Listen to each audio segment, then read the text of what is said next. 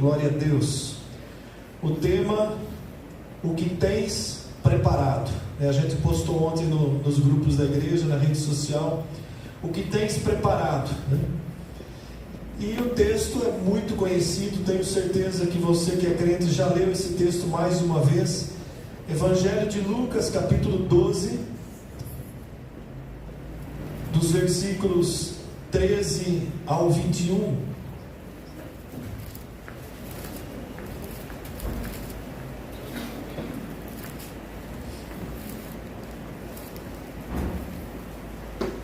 Evangelho de Lucas, capítulo 12, do 13 ao 21, diz assim a palavra de Deus.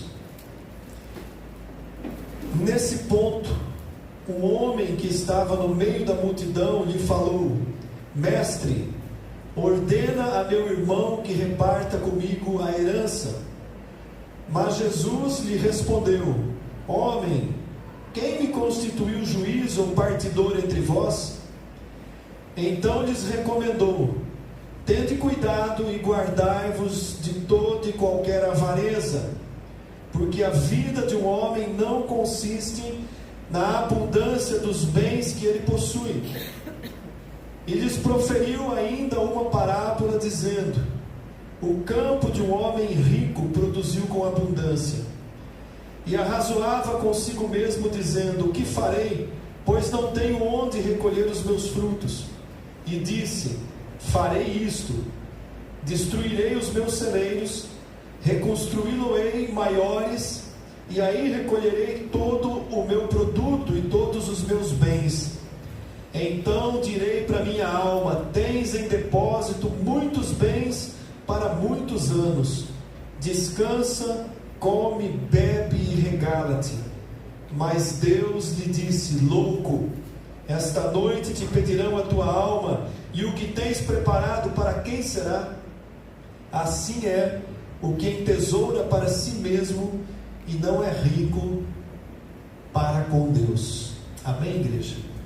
Esse é um texto bem conhecido, do qual nós podemos tirar assim várias lições desse texto.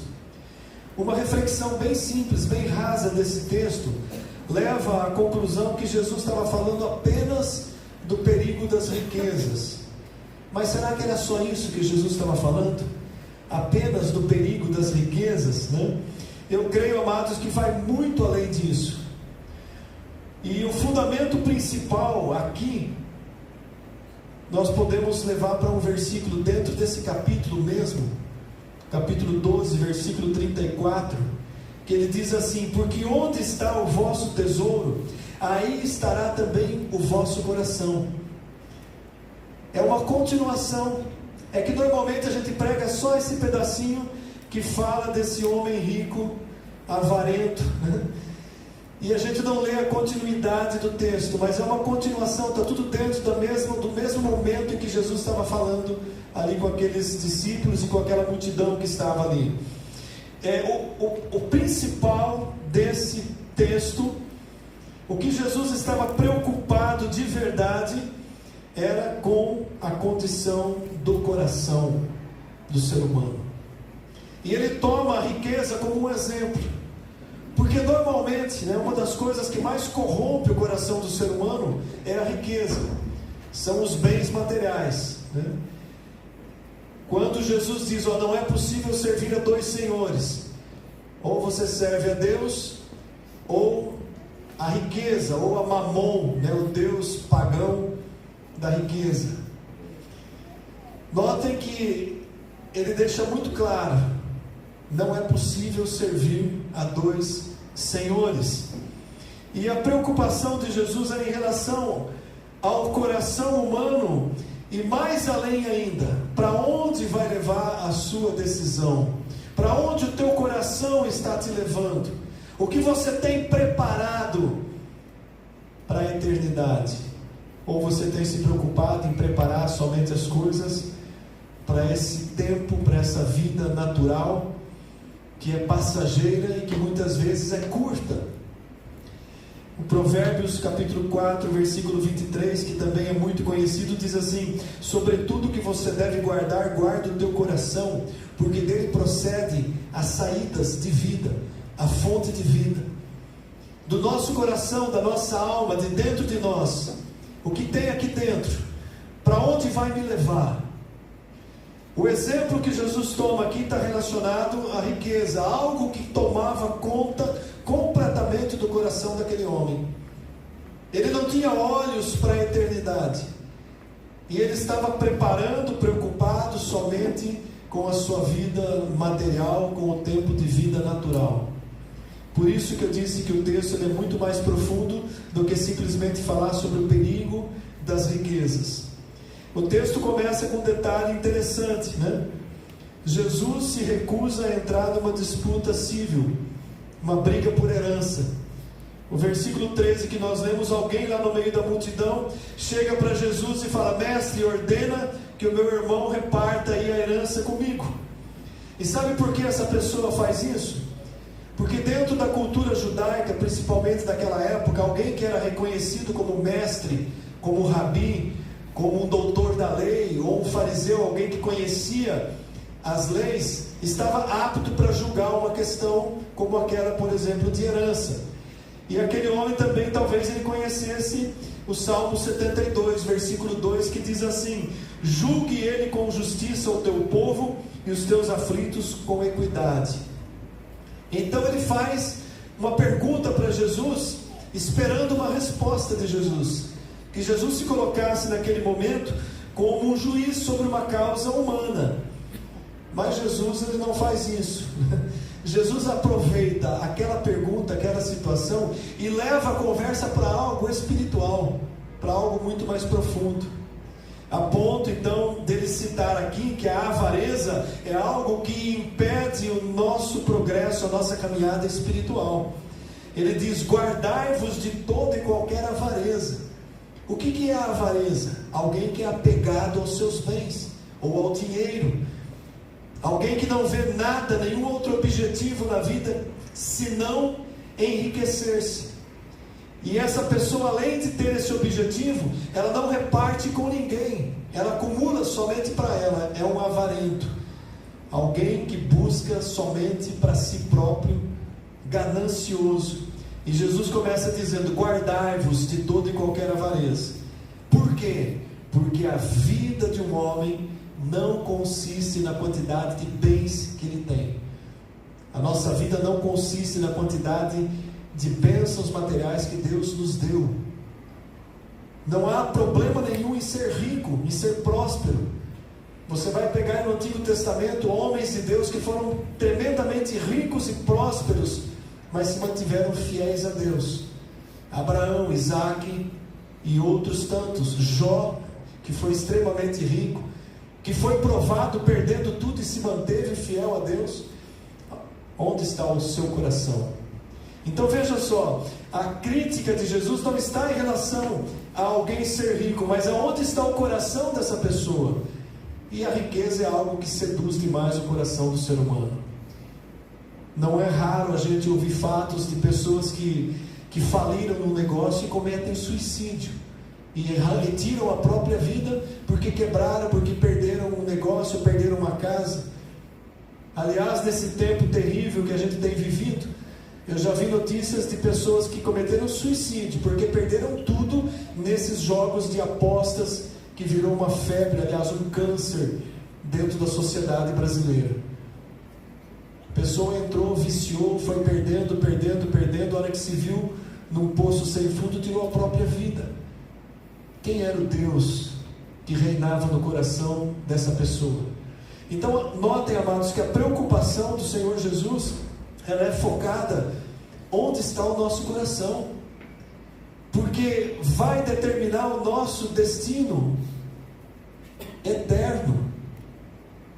Por isso que Jesus começa então a repreender a avareza e a dizer que a nossa vida não consiste na quantidade de bens que nós possamos acumular, reconhecendo que esses bens provêm de Deus, mas então ele coloca aí um exemplo, um testemunho de um homem dentro dessa parábola.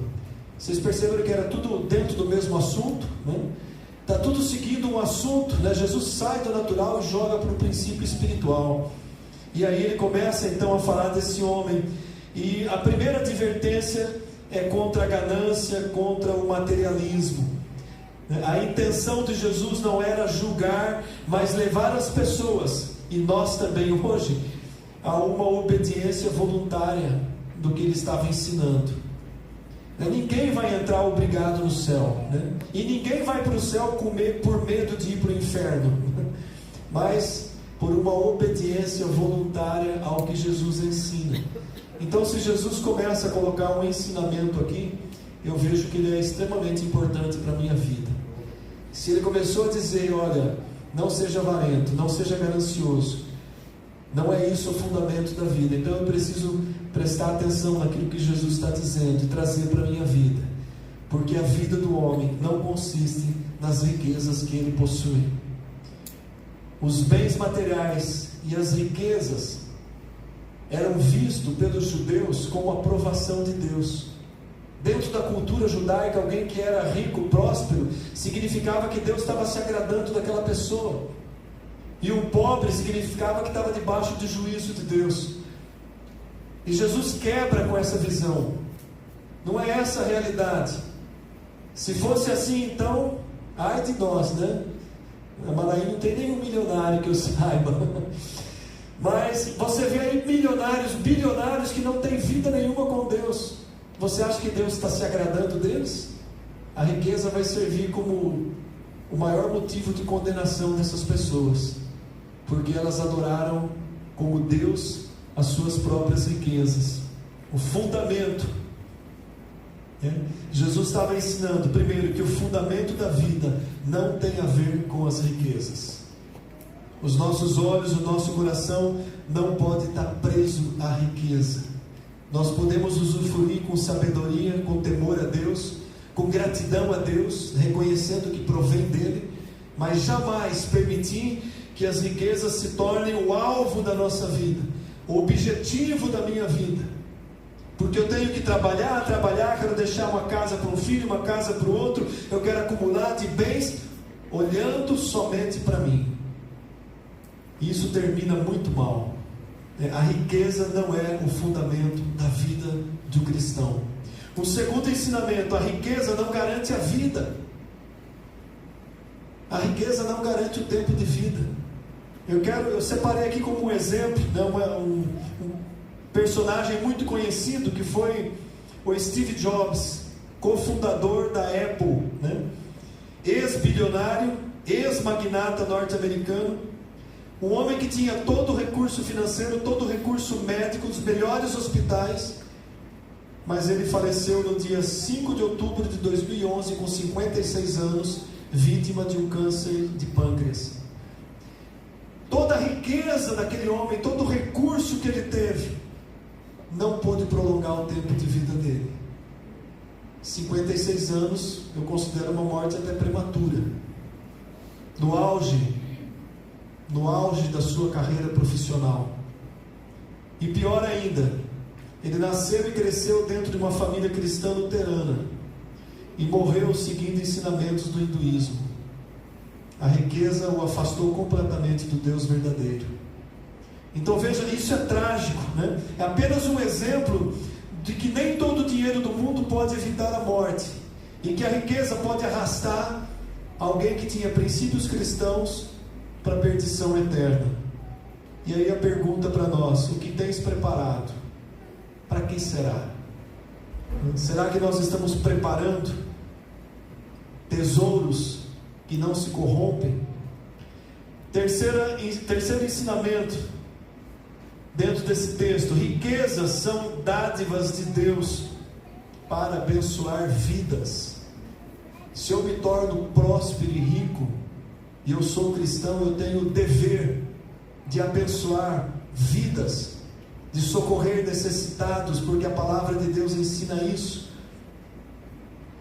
Não somos donos, nós somos mordomos.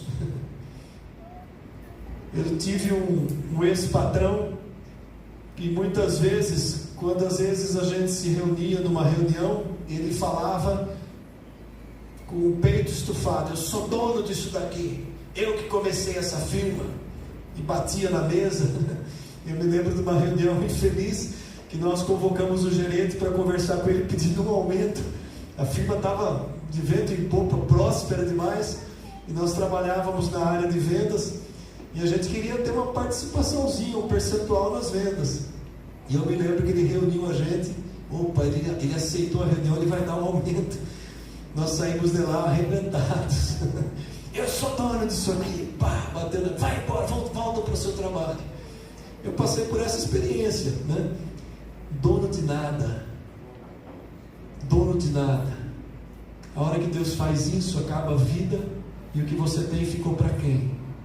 Quantas histórias de filhos que receberam heranças e consumiram tudo que os pais construíram durante uma longa vida. Perderam tudo. Então vejam só, amados, né? Uma comparação. Ainda que seja importante a nossa preocupação com a vida natural, nós temos responsabilidades, todos têm que trabalhar, nós temos família para sustentar, há todo um contexto. Ainda assim, o nosso coração não pode estar preso nisso. Nós precisamos estar sempre olhando para o espiritual. E a gente vê hoje com tristeza igrejas que incentivam somente o materialismo, a prosperidade, o enriquecimento. E usam até dos mesmos argumentos que os judeus usavam no passado. Se você não está prosperando é porque você tem algum problema com Deus, né? Está em pecado. Então não é por aí, né?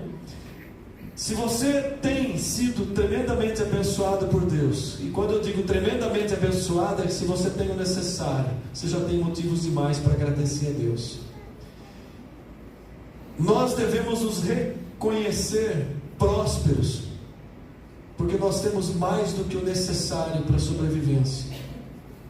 Se você olhar para trás e olhar pessoas que passam necessidade e que mantêm a sua fé firme, que não tem nada, mas continuam seguindo a Cristo com fidelidade, pessoas que causam vergonha em muitos outros cristãos, que estão sempre querendo mais e mais e mais e nunca se contentam com o que tem, nunca estão satisfeitos, está sempre olhando o quintal do vizinho.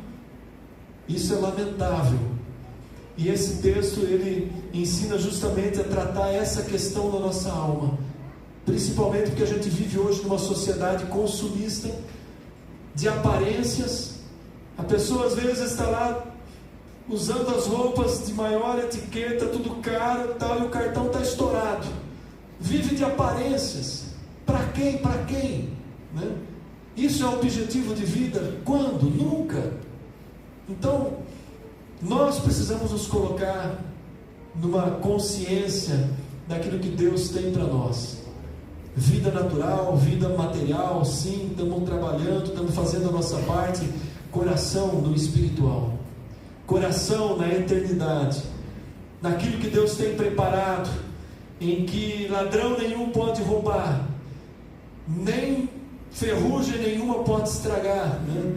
Nem a traça corrói nada.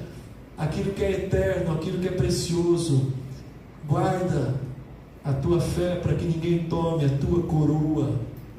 Jesus ele não condena a posse e nem a aquisição dos bens, mas a nossa postura em relação à riqueza, a nossa atitude em relação aos bens. É isso que Jesus estava tratando nesse texto, né? A gente pode fazer uma pergunta: se Deus tirasse de nós tudo que nós temos, como que a gente ia viver? Se nós passássemos pela experiência de Jó, não precisa nem ir tanto, né? Se a gente perdesse um negócio, eu tive um carro roubado que não tinha seguro, né? Naquela época quase não se fazia seguro, e o carro também era, o ano acho que nem entrava no seguro, mas era o único que eu tinha, e fiquei a pé por um tempo. A gente fica revoltado, né? E naquela época eu não era convertido ainda. Eu lembro que eu fiquei muito revoltado, porque eu acreditava que por ser cristão Deus, né, ia me proteger e não ia permitir que um ladrão roubasse o meu carro, né?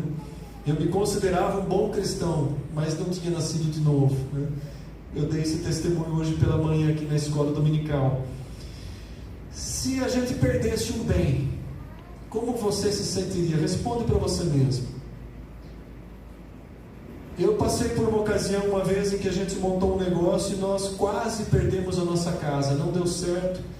Nós entramos numa dívida muito grande e, por misericórdia de Deus, a gente conseguiu poupar a casa, mas quase, eu cheguei a pensar em vender para poder quitar tudo e começar de novo.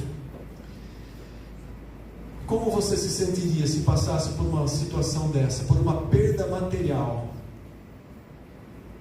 Isso é uma reflexão importante, porque ela mostra onde está o nosso coração. Ela revela o que é importante para a nossa vida. Se a gente perdesse tudo, o que é que nós iríamos perguntar para Deus? Será que a gente ia dizer para Deus, como Jó disse, né? Lá em Jó 2:10, a mulher de Jó está questionando ele, né? Perdeu tudo, amaldiçoa esse Deus e morre, né? Mas Jó, em meio a grande perda que ele tivera, ele diz: eu tenho recebido de Deus o bem, não receberia também o mal? Jó ainda por cima tinha consciência que ele tinha perdido tudo por uma ação de Deus. Hoje eu estava vendo um trecho de uma pregação de uma pastora, e ela estava dizendo assim, que foi o diabo que tirou tudo de Jó, não foi Deus. Eu falei, pronto, vou ter que desligar, porque ela falou bobagem. Deus usou o diabo para que tirasse de Jó, mas quem estava no controle de tudo sempre foi Deus. Foi Deus quem permitiu aquela provação. Então não foi o diabo que teve poder para tirar tudo, porque Deus permitiu e colocou limite ainda, né? Você pode ir até aqui, daqui para frente, na vida dele você não vai tocar. Entende, amados? Muitas vezes é possível que Deus nos leve a passar por um momento, por uma situação dessa, para provar o nosso coração e para corrigir e endireitar o nosso caminho, né? Porque muita coisa muda quando a gente passa por um momento de falência, de quebra. Você aprende primeiro a controlar os gastos. Você aprende matemática, 1 mais 1 é 2, não dá para sair disso. Você recebe 5 mil, você não pode gastar 6. A gente vai aprendendo coisas a níveis materiais, mas aprende muito mais no espiritual, porque você vai ter compreensão que você pode perder tudo, mas não pode perder a sua fé e a sua confiança em Deus. A cerne desse texto, dessa parábola que Jesus diz é isso. Ali é que mora o perigo da riqueza, em ela ser o centro da vida e te tirar da presença de Deus. E aí então a gente volta aqui para o nosso personagem da parábola, né? É legal a gente dar uma olhadinha aqui nesse homem da parábola, né? Notem aí no versículo 16 que ele já era um homem rico. No versículo 16, quando Jesus começa a contar a parábola, ele diz: o campo de um homem rico. Ele já era rico, e ainda por cima esse campo produziu muito, mas ele não consegue reconhecer que a prosperidade do seu campo era porque Deus estava abençoando o campo para que produzisse muito. Ele era rico, o campo produz muito, e qual que era a preocupação dele? Nossa, meu campo produziu muito, não tenho aonde guardar essa produção toda, que é minha. Eu vou derrubar os meus celeiros e vou construir celeiros maiores para guardar a minha colheita, tudo meu. Era o centro da vida dele, e aí esse é o pensamento dele. Mas ele não para num momento sequer para dizer assim: os meus celeiros já estão abarrotados, a colheita veio muito além do que eu posso guardar, eu vou distribuir para os pobres da cidade. Ou se eu não quero dar de graça, então pelo menos eu vou vender bem barato para que as pessoas possam comprar. Em momento algum ele pensa no próximo, em momento nenhum ele pensa em abençoar a vida de alguém.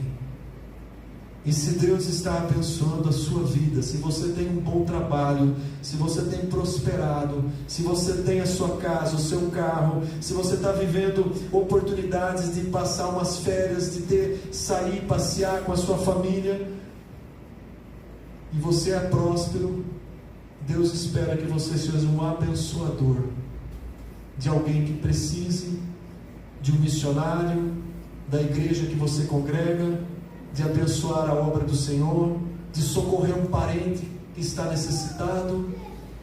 Nós precisamos olhar primeiramente para os mais próximos e socorrer quem precisa.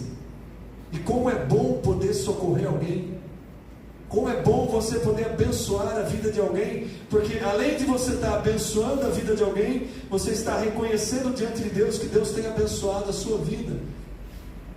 Nós ensinamos aqui na Manaim que o dízimo não é pagamento e nem obrigação, é gratidão, é reconhecimento daquilo que Deus nos tem dado. Eu devolvo uma parte, não estou pagando nada para Deus. Quem sou eu? Eu reconheço que Ele tem me abençoado tanto, eu devolvo uma parte. E a gratidão é tanta que eu nem faço conta de aquela parte faz parte do meu salário. Eu aprendi a dizimar desse jeito, e olha que eu era ruim. Muito ruim. Mas eu aprendi o princípio e comecei a praticar. Levou um bom tempo depois de convertido. O bolso demorou para converter, mas Deus foi tratando, né? Deus disciplina o filho que Ele ama, né? E eu fui aprendendo. E quando eu aprendi e passei a fazer com fidelidade, Deus tem me abençoado prosperamente. Nunca mais a minha conta ficou no vermelho. Nunca fico devendo no cartão de crédito. Posso abençoar e ajudar os filhos, ou fazer ofertas. Entende, amados? Eu estou dando um testemunho do que aconteceu comigo. O reconhecimento de que Deus nos abençoa nos leva a ser abençoadores. Se eu não faço isso, estou sendo avarento. E a avareza foi a primeira coisa que Deus repreendeu nessa passagem. Onde está o tesouro? Aquele homem olhou só para a vida dele. Em momento algum ele pensou em abençoar alguém. E aí então ele disse para si próprio, né? Veja que o texto fala, ele disse para ele mesmo, para a alma dele, ele não tinha nem com quem compartilhar. Disse para a sua alma: você tem depósitos para muitos bens, para muitos anos. Descansa, come, bebe, regala-te. Foram as últimas palavras daquele homem, provavelmente, né? Pelo menos é o que a Bíblia cita. Pode ser que ele conversou, falou outras coisas, mas essas palavras ficaram registradas.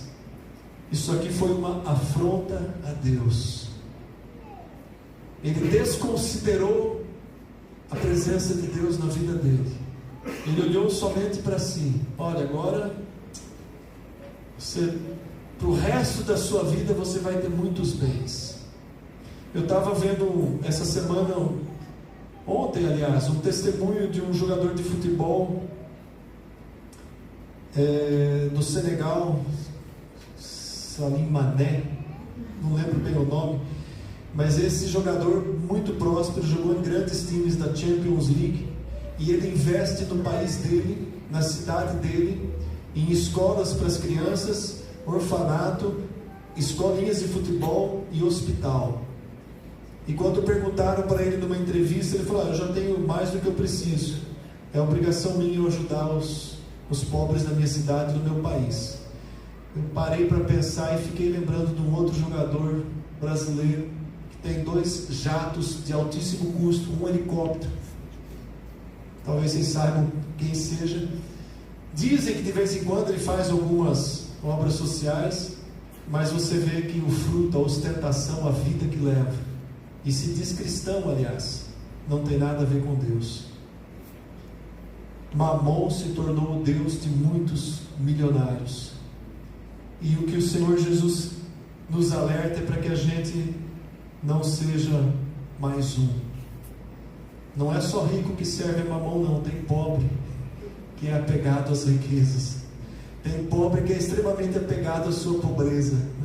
Não ajuda, não divide, miserável. Pior ainda, né? Então, o problema é o nosso coração. O problema é isso aqui que tem que ser tratado.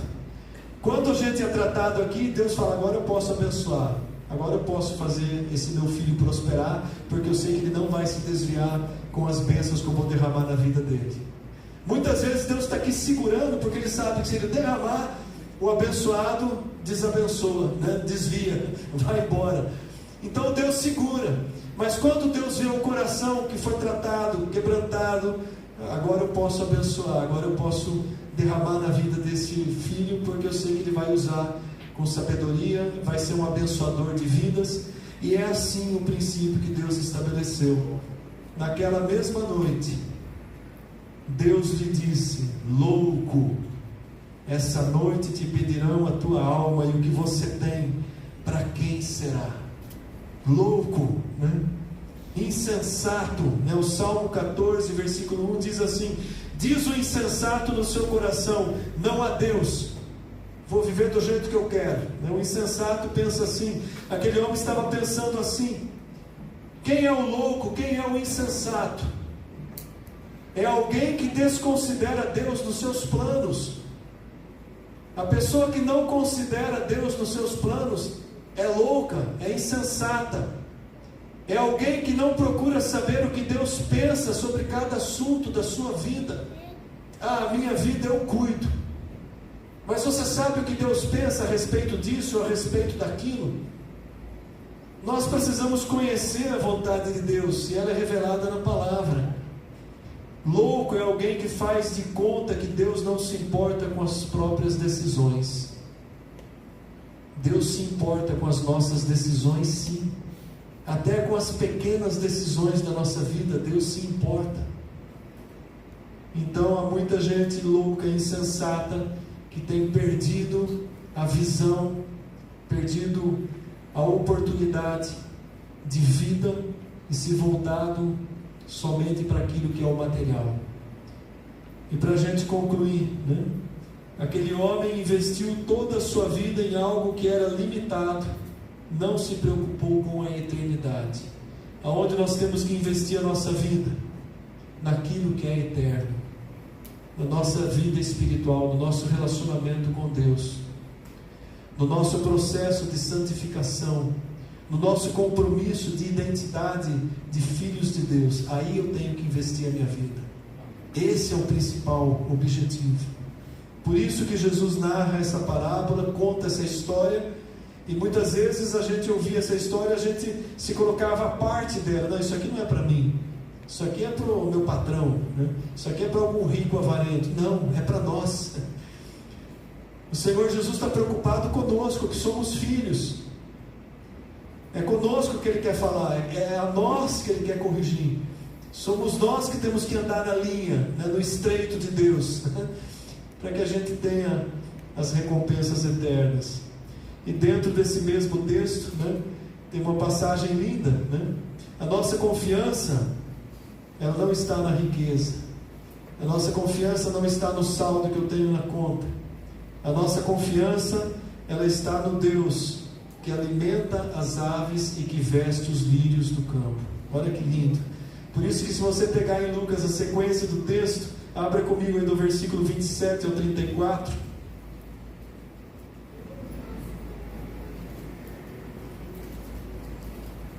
Uma sequência, estava dentro da mesma conversa. Do 27 ao 34, Jesus diz assim: observai, olhai os lírios, eles não fiam e nem tecem. Eu, contudo, vos afirmo que nem Salomão, no auge da sua glória, pôde se vestir como um deles. Deus veste a flor do campo. A flor que você olha, aprecia, acha linda, né? Eu sigo uma página no Instagram que tem flores e outra aves, e eu fico impressionado todas as vezes que eu paro alguns minutos para olhar o capricho de Deus. Como que o Criador é detalhista e maravilhoso naquilo que Ele faz, amados. Você vê aves coloridas com as asas abertas, a mesma sequência de cores que tem de um lado, tem do outro. Coisas assim tremendas, né? A natureza testifica da existência de Deus. Uma ave simplesinha, uma flor testifica da existência de Deus. E tem gente que acredita numa explosão científica que criou tudo. Olhai os lírios do campo. Ora, se Deus veste assim também uma erva que hoje está no campo e amanhã ela é lançada no forno, quanto mais se tratando de nós, homens de pequena fé. Por que você se preocupa tanto em adquirir riquezas? Se você tem um pai que se preocupa até com uma flor e veste ela de uma forma que nem Salomão pôde se vestir. Porque você se preocupa tanto com o dia de amanhã. E ele diz assim: não andeis, pois, a indagar o que há de comer ou beber, não se entregue às inquietações, à ansiedade. Isso é coisa dos gentios, eles que se preocupam com tudo isso.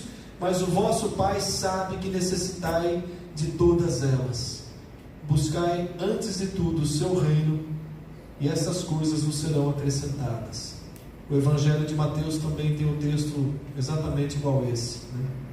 Então fica aí para nós, né, essa palavra essa noite. Que o nosso coração busque acima de tudo a presença de Deus. É o tema do nosso acampamento. É o momento que Deus está falando com a igreja hoje. Acima de tudo, busque a presença de Deus. As demais coisas, o que a gente precisa não vai faltar. Confia nele. Confia no Pai que cuida das aves e que cuida das plantas. Amém? Eu vou convidar o nosso ministério de música e nós vamos ter um momento de oração.